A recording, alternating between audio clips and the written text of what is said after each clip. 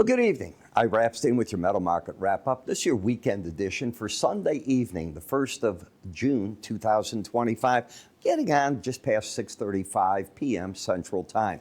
I wanted to wait intentionally to talk about what would happen in the markets via the news about the steel tariffs and, of course, the Iranian situation, where the damning evidence from the IAEA that Iran has 60% grade uranium, not low grade. This is very high grade. It is just shy of the ability to make nuclear weapons. And according to their report, it could be weeks to get that done. And there's a lot of it. The Iranians, in plain English, lied all the way through the government. They were producing it when they said they weren't producing it 20 years ago. They kept producing it. They've enriched it. It is not for peaceful purposes. You don't need that grade for peaceful purposes. End of discussion. It's going to be brought up now in the UN. They'll probably get condemned, except it won't go anywhere because China and Russia can have vetoes and they'll stop it. That doesn't stop what Israel and the U.S. now have to do. So Iran either comes clean and gets a deal done quickly, as I see it, with the U.S., or the door opens for the attacks to take the uranium away from them. One of the two is how I'm reading it now. That window is narrowed. All right. So because of that, you're up $20 tonight in the gold. Now, the copper's not up because of that. Copper's up because China's production numbers over the weekend came out, and they look great.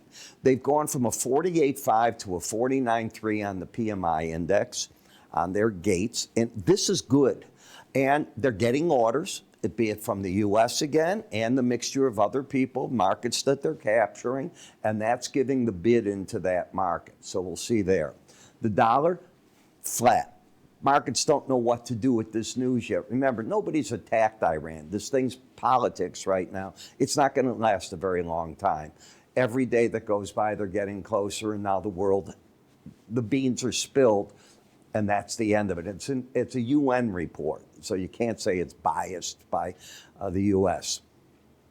When you take a look here at bonds and notes, you would expect you might get something of a bid there.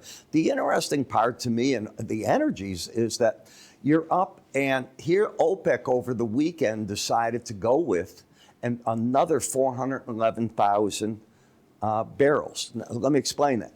They did that for May, they did that for June, now they're going to do it for July. And remember, before May and April, they did, I think it was 130,000 barrels. Each one's on top of the other. So it's not, oh, they're going to keep it at that number. It's not flatlining. It keeps going up until they'll get to 2 million barrels back on the market.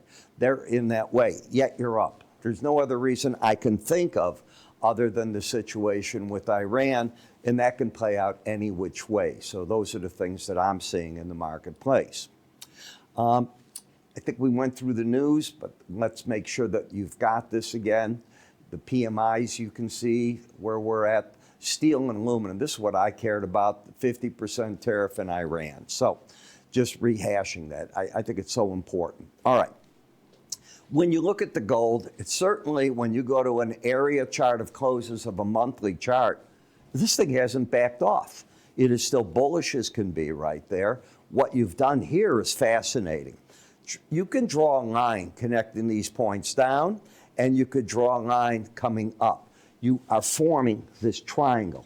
Which way does it break out of here? Because as that apex, and you're getting into the apex now, it breaks out inevitably one way or the other. Can you get a head fake where you try it to the upside and then you go to the down, or to the downside and the up? Yes.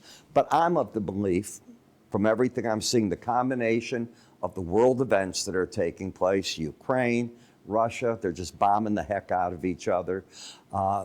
No situation resolved with Hamas in Israel. I don't see how that plays itself out. Hamas keeps wanting an end to the war, and they want to be part of the government, and they want to be there. It isn't going to work.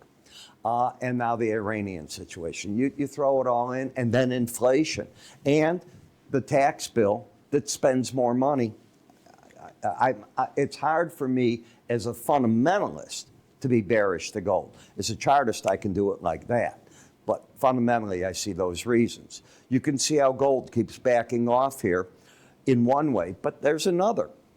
Lower highs, lower lows, but if you take out last week's high, that's the key, then you suddenly have higher lows, and that keeps you into that triangle. And that's what I think you're trying to do right here. Okay, the moving averages, you're over all of the key moving averages. Now, this is your resistance point, the upper Bollinger Band. And I know people go, oh boy, it stuck its head out. You're wrong. It doesn't work that way. I will be right because the algorithm's right 95% of the time. It's not me, it's the algorithm. I'm just the guy reading the roadmap. And the resistance is around the 34.71 level. Again, going for those highs if it can get up there off this news. Momentum-wise, it's not saying buy. Momentum is in a pattern here that is overbought, not embedded. And the way I teach momentum, when you have an overbought condition, you're not a buyer in it. So I have many factors here that are interesting to talk about, none to trade off of. The gold-silver ratio still favors gold as long as you're over the 18-week average. You still have the bias to the upside. It's that simple. In the silver market, you have lower highs, lower lows, and you're fighting a battle for direction at the 18-week average. If you can clear 2 weeks ago's high, market can turn like that bullish, and all of a sudden you could be talking 35 cents on it. If you close under the lows back here, that's a problem. So let's just say anything under 32.50 is going to look pretty ugly on the chart.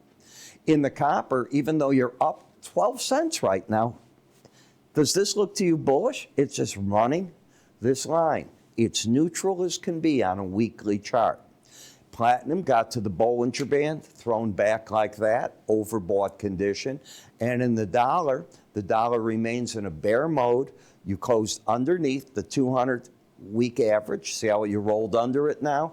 You have new bearish impetus in this market. What can get the dollar a bid? Could be the Iranian situation, but it's really not doing a very good job of it as the market just reopened. Could change by the morning. Want to remind you, if you'd like to get our info, my thoughts on the market, I wrote a big report tonight. You can get a free sample of that by going to iraepstein.com in the free offers. If you've had your free offer, you can't get another one, then go to iraepstein.com, go into the research, and join us. I mean, we've got a pretty good subscription group there, and you get a lot of info from me. The icons will be up here. Give them a click. That'll take you where you got to go. I'm Ira. Have yourself a great evening. I'll catch up with you in the morning.